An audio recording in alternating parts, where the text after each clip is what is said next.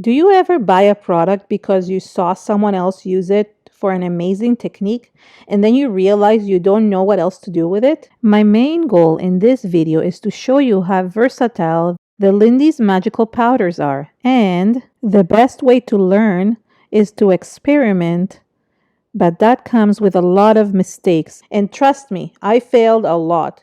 Not all the experiments succeeded. But that didn't deter me because those that did succeed are the ones I will use in my projects. But I couldn't have known about them without the failures. Hi, it's Keren here, and in this video I will show you a very unique way to use Lindy's magical powders. The main goal of my channel is to help you learn techniques so you can create and get inspired, because creating makes us happy. So let's get started. When I first buy a product, I try to experiment, learn how to use it in as many ways as possible. This is what I call the playing stage, and it's my favorite. This is so important because it helps you learn the properties of each product and how it will react with other mediums. I do recommend experimenting with the product before applying it on a project, or you can definitely watch how-to videos just like this one to learn and get some ideas. You already saw how I experimented with the Lindy's magical powders in the previous video. If not, I will definitely link it at the end of this video, so stay tuned. Today I will experiment with the magicals and a gel plate. If you don't know what a gel plate is, check out some of those videos on my channel as well. I will also link them at the end.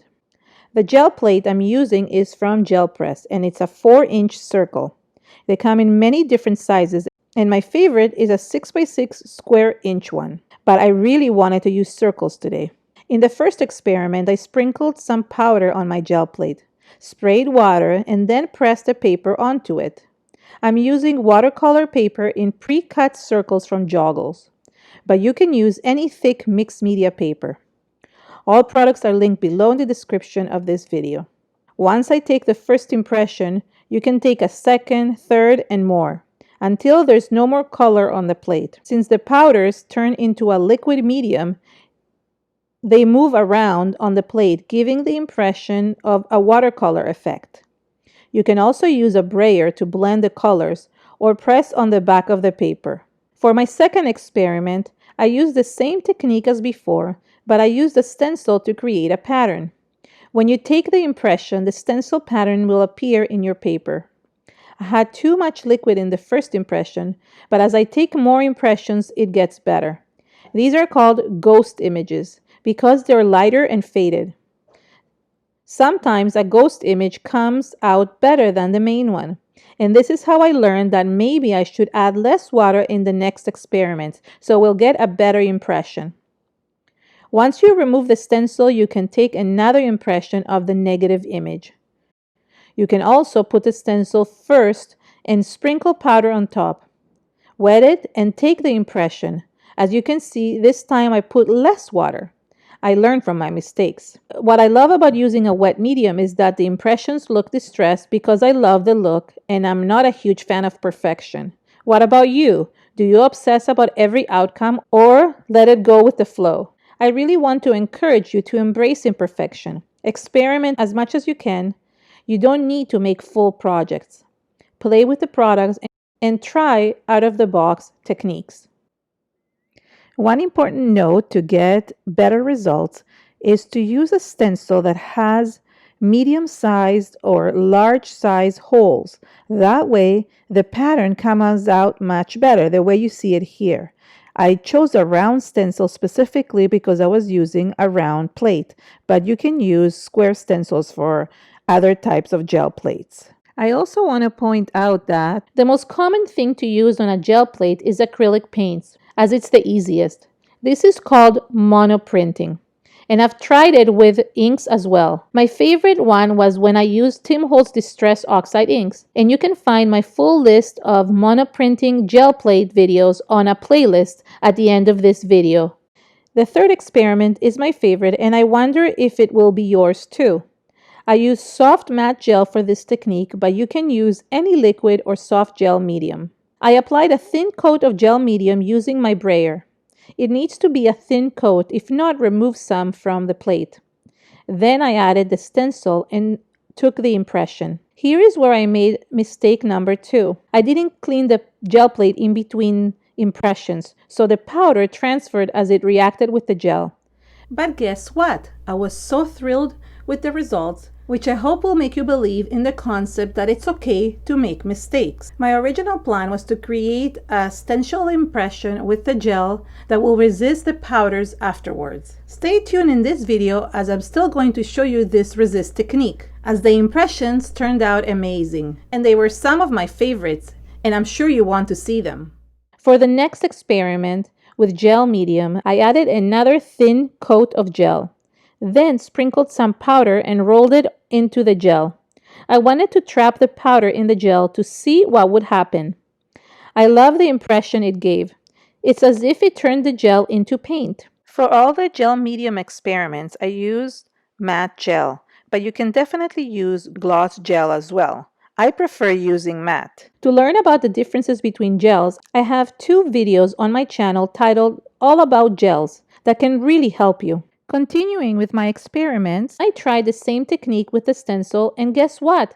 The stencil impression came out even better.